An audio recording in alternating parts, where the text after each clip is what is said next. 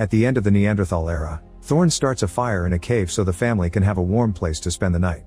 After the kids fall asleep, Thorn and his pregnant wife Hera get naughty in a corner. The next morning, Thorn goes to a pond to get some shellfish. When he tries to climb some rocks, he slips and falls. His body is quite sore from the landing, but thankfully he survives. In the cave, Thorn won't stop coughing and Hera is very worried about his bruises.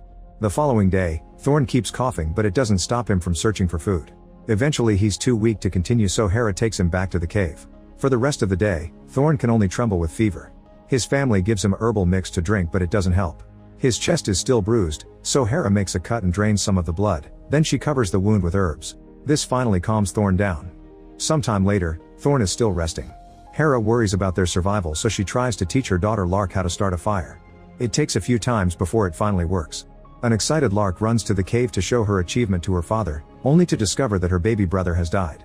Thorn finally leaves his bed to bury the baby while his wife has a breakdown. That night, Hera is still in shock.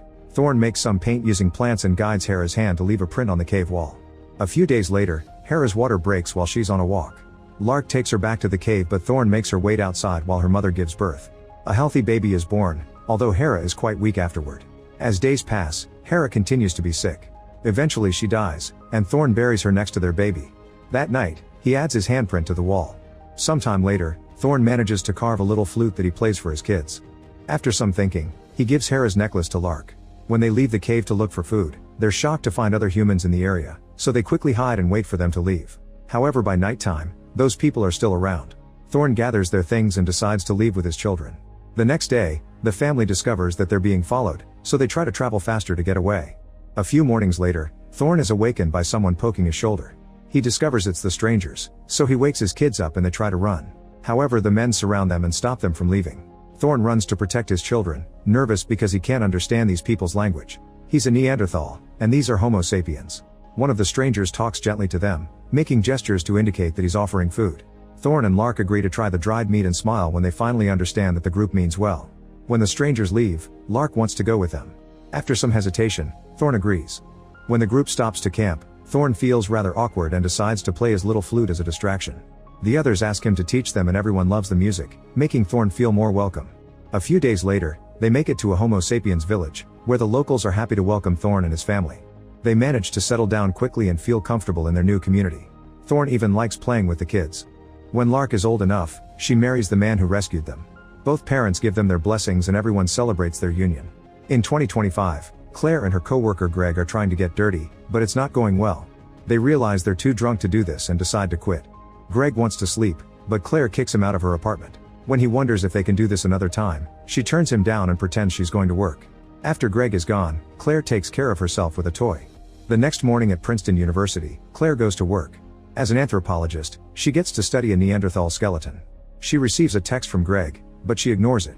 During her lunch break, she sees Greg walking nearby and takes a different path to avoid him. Claire talks to her mom on the phone, sharing how excited she's about this new job. There's a chance to publish a paper, to discover where humanity comes from, and perhaps even cure cancer. In the evening, Claire finally texts Greg back with a very neutral message. Sometime later, Claire gets a call from her mother on her way to work and decides to ignore it. Later she receives a text from Greg asking her about her job, so she happily answers and they chat for a while. Then her mother calls again, so this time she picks up. She's devastated to learn that her mother has cancer and may not have much time left, so Claire ends up having a breakdown in the corridor. In the evening, she goes to a party and bumps into Greg.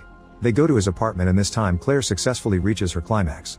It doesn't last long and Claire immediately leaves because she has to catch an early flight to Vancouver. The next day, Claire arrives at her mother's house. She admits she feels powerless and doesn't know what to do. They go together to the hospital and Claire has to watch her mother receive treatment. In the evening, she video calls Greg, and he's happy to chat with her even if it's the middle of the night for him. She tries to keep their conversation light, but eventually she breaks down and tells him that her mother is dying. He comforts her the best he can. When Claire returns to work, she can't concentrate because her mother keeps calling, and she promises to visit again on the weekend. Later she meets with Greg and after some naughty fun, she reveals she may have to quit her job to be with her mom. She's wrecked by the fact she may have to say goodbye to career-changing work. An hour later, Claire has a meeting with the dean and officially quits. She leaves the country after only sending Greg a message. On the plane, she can't stop crying. A few days later, Claire calls Greg for support. Her mother is in a really bad state and she keeps thinking she'll never go back to the USA, so she's afraid that their relationship may not survive. However, Greg has hopes for their future together. Sometime later, Claire's mother finally dies and Claire calls Greg for support again. The next day, Claire tries to call him but he has to work so he ignores it for now. Eventually he does call her back, but she's busy so she has to hang up quickly. In the evening, she texts Greg while he's having dinner with friends and he's unsure of what to do. Weeks later, the couple is on a video call and Claire points out they've spent more time apart than together. She goes on a rant on how she can't handle this anymore, only to accidentally say that she loves him. Greg finds it amusing and says he loves her back, but Claire is still grumpy. Sometime later, Greg comes to live with Claire. She shares that she's managed to convince the university to let her keep working on the research from home. Greg surprises her with a necklace made from the little object that the skeleton she studied was holding. Claire loves it and kisses him for it, but at the same time she knows it was very inappropriate to steal, so she has mixed feelings. For the 2029 holidays, the couple falls asleep on New Year's Eve, and they only wake up when they hear their neighbors celebrate at 00 o'clock. A very pregnant Claire wonders if they should move because this house is stuck in the past, but Greg likes it there. Claire then wonders if she should apply for a professorship and is clearly nervous, so Greg says they should go to bed for now. Claire checks on their son first and admits she isn't sure if she should take the job because it'd pull her away from the family. When the couple takes the kids to the museum, they find Thorne's flute on display. The Neanderthal art also looks like him, implying the skeleton was him and Claire's necklace was Harris. The tour guide says that Neanderthals weren't smart, but Claire and her son immediately correct him, pointing at the flute as proof. After the guide leaves, Claire reminds her son of the importance of unity, pointing out that the Neanderthals and the Homo sapiens formed families together. In the far future, longevity-enhanced pilot Coakley wakes up in an extremely advanced spaceship. She chats with her AI co-pilot Roscoe while doing exercise, asking if they've arrived at their destination yet. They've been traveling for 210 years, which means they still have 126 years to go. Coakley makes a joke but she feels very lonely. After making some repairs, Coakley has lunch. All the food is just the puree version of classic dishes. While eating, Coakley plays with the screen on the table and talks about the ship's impact deceleration. Roscoe tells her that's its job and worries about her state of mind, especially since Coakley hasn't been sleeping well. Then Coakley checks her plants and wonders if they're getting enough water. Roscoe checks the soil and confirms they are. However, minutes later, Roscoe announces that the oxygen level has gone down 1%. Coakley checks the plants in the greenhouse and discovers that some of them are sick. They have to disinfect the greenhouse and collect samples to find the contaminant, although supposedly there shouldn't be any. A few hours later, removing sick plants has resulted in the loss of 4.5% of productive mass. Coakley is quite upset by this and wishes she could hear something nicer, so Roscoe surprises her with a funny joke. While running the tests, Coakley asks Roscoe about their acceptable margin of error. Roscoe explains that losing more than 6% of the plants would equal mission failure, and Coakley can't help but chuckle at the feeling of doom. They've already lost 5%, so she needs to find the source of the infection and stop it soon. Some hours later, the situation hasn't improved. Roscoe asks what it's like to think about death, but Coakley don't want to talk about that. She tells Roscoe to turn off all non-essential electrical units to save on oxygen waste, even if the difference will be small. The lights go out and Coakley continues to work using a flashlight. Then Roscoe tries to get philosophical about the human mind, but it's interrupted when it gets an alert about a formula for an antiviral. Moments later the antiviral is sprayed on the plants, but sadly it doesn't work. Coakley turns off the screen, unable to look at the dooming numbers anymore. After thinking about the situation for a while, she comes up with an idea. Since they don't know which plant is the virus host, they should get rid of all of them. Once the oxygen is clean again, they can plant new ones. Roscoe points out that killing all plants will leave the ship without enough oxygen and it'd affect the human embryos they're carrying. Coakley realizes that she uses 98% of the oxygen, so she says she should self-delete and let Roscoe take the babies to the new planet, where robots could do all the labor. Roscoe doesn't think an AI could raise children and wants to look into ways to make more oxygen instead. It'll have to run some calculations to see if they can set up a backup greenhouse. Sometime later, Roscoe says that they should put the secondary greenhouse in the computer space. They could convert the mainframe to plants by using the algae on board. This would feed oxygen directly to the life support system. Coakley points out that this would permanently fry the AI, but Roscoe thinks the best use case for it is that humans survive. Since Coakley refuses to make this a game of who sacrifices themselves first, Roscoe agrees to run a simulation to see who is more likely to complete the mission. The next morning, Roscoe tells Coakley that it can't run the simulation because it can't predict her behavior. Coakley doesn't believe it and forces it to share the real result. Coakley has more chances of completing the mission. When she asks to see the math, Roscoe doesn't want to show her. Then Coakley checks the simulation herself and discovers there is only a 0.2 difference. She double checks the numbers and notices that there's a luck factor on her side. Roscoe explains that humans have a certain factor related to creativity and luck that is hard for her to calculate. Having no other choice, Coakley gets the manual and looks for a way to turn off Roscoe. She uses tools to open a panel in the wall and finds the computer's mainframe. Roscoe tells her about the lever on the podium and assures her that this won't hurt.